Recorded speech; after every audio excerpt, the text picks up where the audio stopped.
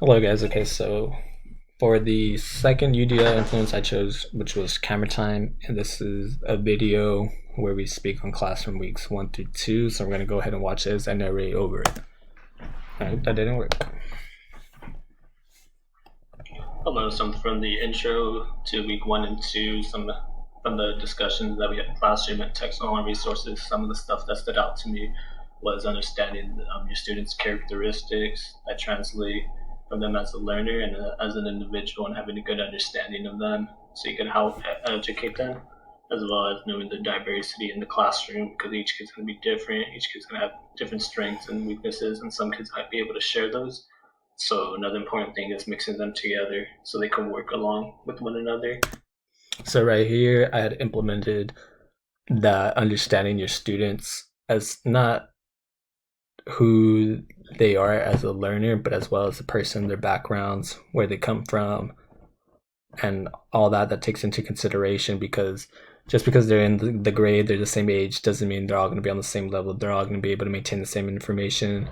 They all work the same way. They're all going to be completely different from race, culture, just like how I was stating on the more. Everybody in the class is going to be completely different. So allowing them to work with one another is going to be able to give them the chance to learn as well. As well as for the kids who are troubled English learners, they could work with their peers and be able to get a better understanding of the language and the work from them. So here I had stated, just I was saying, that students learn from one another.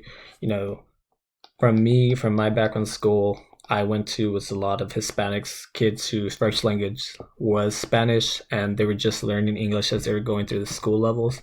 So they didn't learn, or they did learn, but the main help wasn't just from the educator.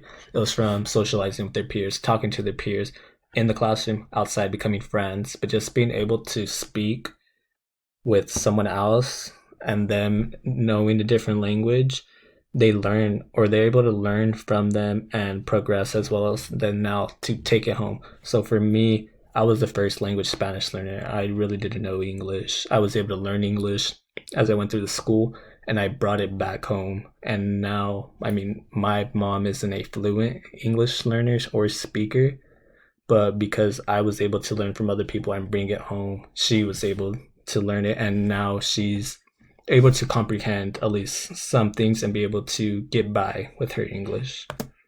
Other things, as well as group practicing and taking tests. Another thing was the UDL technology. This provides many resources for students that learn differently and give them an equal share to learn.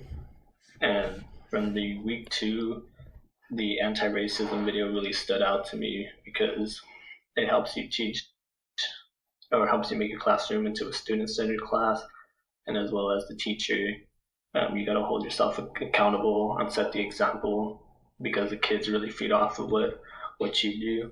And I think this is all important as to be a teacher, because for any grade, really, the kids not necessarily going to look up to you, but they're going to take into consideration of whatever you say, because you are the teacher, and they're going to think that you know everything. So you're just going to have a good understanding of it all.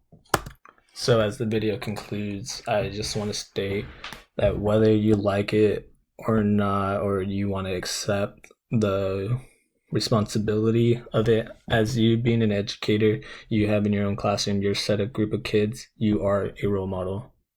Whether you like it or not, they're going to look up to you. They're going to pick up on habits that you do, whether they're good or bad. And hopefully there's more good habits than bad. But as you being the teacher, the kids are going to look up to you. They're going to think you are a Mr. Mrs. knows everything. They know everything. So what you say or what you do, it's going to carry back onto the kids, that if Mr. Miss so-and-so does this, it's going to be okay for me to do it. If they don't tell the student that it's bad for them to do it, then it must be okay. Then I could do it and I won't get in trouble. So as a teacher, you set the example from day one, that what goes by and what doesn't. And I find that very important, because you set the tone, and don't want to call the kids wild, but you do have to civilize them into a classroom and make them become better people, both educationally and as an individual person.